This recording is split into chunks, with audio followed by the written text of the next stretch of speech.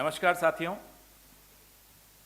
बहुत गंभीर विषय है और रेफ्यूजी होने का दर्द क्या होता है ये बहुत कम लोग समझ पाएंगे। मैं एक ऐसे परिवार से आता हूं जो रेफ्यूजी था। उस दर्द को हमने महसूस किया और कई पीढ़ियों तक वो दर्द रहता है। बात कश्मीरी पंडितों की हो रही है। शोपियान जैसा इलाका जहां 32 साल तक कश्मीरी पंडित डटे रहे, वहीं रहे। उन्होंने इनकार कर दिया कि हम शोपियान से नहीं निकलेंगे। आज ये स्थिति आ गई कि जब हम और आप दीपावली पर हर्षोल्लास से दिए जला रहे थे, कश्मीरी पंडित 15 ऐसे परिवार हैं जो अपना पुश्तैनी घर उसी रात को छोड़कर निकल गए। उनके घर में चिराग नहीं जला। यह शोपियान में हुआ।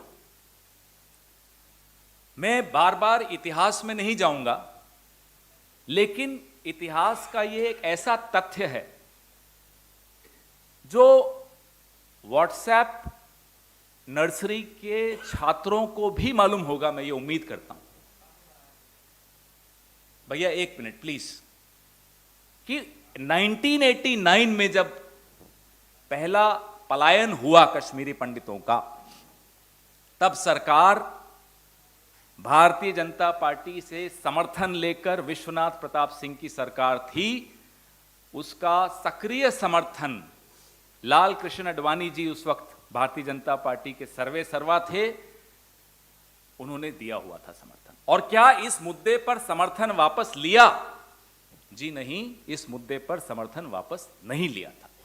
इतिहास का एक और महत्वपूर्ण तथ्य जो कि आजकल दब जाता है क्योंकि इतना शोर होता है व्हाट्सएप नर्सरी का, कि 1986 में जब अनंतनाग में पहला दंगा कश्मीरी पंडितों के खिलाफ हुआ था, केंद्र में राजीव गांधी जी की सरकार थी। नेशनल स्टेडियम, ये अपने पास ही में है, यहां से और राजीव जी के ऑफिस तक कश्मीरी पंडित पदयात्रा करके गए थे। राजीव जी ने उनकी बात सुनी। गुलाम मोहम्मद शाह की सरकार से को गिरा दिया गया। जीरो टॉलरेंस की जो बात करते हैं वो सिर्फ जीरो टॉलरेंस का शब्द इस्तेमाल करते हैं। जीरो टॉलरेंस का अर्थ क्या होता है वो राजीव गांधी ने करके दिखाया। कश्मीरी पंडितों के खिलाफ दंगा जब हुआ, उस सरकार को गिरा दिया गया था। यह कांग्रेस ने किया था। आज क्या स्थिति है? मैंने आपको बताया कि शोपियान 32 साल से जो लोग वहां रह रहे हैं वो तक चले गए। 70 मंत्री मोदी सरकार के इस महीने की 10 तारीख से आउटरीच प्रोग्राम कर रहे हैं साहब कश्मीर में। हम पूछना चाहते हैं, इनमें से एक भी मंत्री, एक भी कैंप में गया हो कश्मीरी पंडितों से मिलने तो हमें बताएं, देश को बताएं, कश्मीरियों को बताएं। ये क्या आउटरीच है? What is this outreach when you can't reach out to the Kashmiri Pandits living in the camps there? उसके बाद ये कागज देखिए, आपको विनीत जी भेजेंगे अभी थोड़ी देर में। धमकाया जा रहा है कश्मीरी पंडित एम्प्लॉइज को कि अगर आप ज्वाइनिंग नहीं करेंगे तो आपके खिलाफ कार्रवाई होगी। अरे आप उनको महफूज नहीं रख सकते, आप उनको सुरक्षा नहीं दे सकते, आप उनका पुनर्स्थापन नहीं कर सकते, धमका रहे हो। वो अपनी जान पे खेलें। क्यों? क्योंकि आप दिखाना चाहते हो विश्व को कि सब कुछ ठीक है, सब चंगा सी। कहां है ठीक, बताइए। इस साल जनवरी से अब तक, अक्टूबर तक 30 टारगेट किलिंग्स हो चुकी हैं। There have been 30 target killings of Kashmiri Pandits from January this year to October this year. यह होता है सब कुछ नॉर्मल, यह होता है सब कुछ सामान्य। हमारे वक्त, डॉक्टर मनमोहन सिंह के वक्त,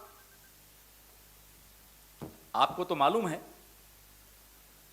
कि जगती टाउनशिप जम्मू के बाहर, वहां कश्मीरी पंडितों को बसाने के लिए क्लस्टर बनाए गए थे। डॉक्टर मनमोहन सिंह के वक्त 4500 कश्मीरी एम्प्लॉइज को वहां लगाया गया था। स्थिति सामान्य हो गई थी। 2010 तक यह स्थिति हो गई थी कि आपसी संबंध समुदायों के दुरुस्त किए गए थे, स्थिति सामान्य थी। कश्मीर में जब चुनाव होता था तो 75% वोटिंग होती थी। भाई कोई पैरामीटर तो होगा, कोई मापदंड तो होंगे कि सामान्य कैसे दिखती है स्थिति। किलिंग्स नहीं हो रही थी, वोटिंग में 75% लोग भाग लेते थे। आज आप मुझे बता दीजिए, जनवरी से अक्टूबर तक 30 टारगेट किलिंग्स हुई हैं, वोट करा नहीं पा रहे, अनंतनाग में वोट नहीं करा पाए। यह स्थिति है कश्मीर की, इसको आप कहते हो नॉर्मल? जवाब चाहिए। हम मांग करते हैं मोदी सरकार से कि इस पूरे मुद्दे पर, कश्मीरी पंडितों की स्थिति पर एक श्वेत पत्र जारी किया जाए। We demand a white paper on the plight of the Kashmiri Pandits. In the last 8 years, all that has been done and not done by this government must come out in that white paper. जो आपने किया और जो आपने नहीं किया, वो सब इस श्वेत पत्र में आना चाहिए। We owe it to the Kashmiri Pandits. We owe it to the refugees within our country. हमारे अपने देश के भीतर जिनको पलायन करना पड़ जाए, ये कर्जा है हम सबके सर पर। और मोदी साहब, आपके सर पर सबसे बड़ा कर्जा है, क्योंकि जब पहला पलायन हुआ था तब भी आपकी सरकार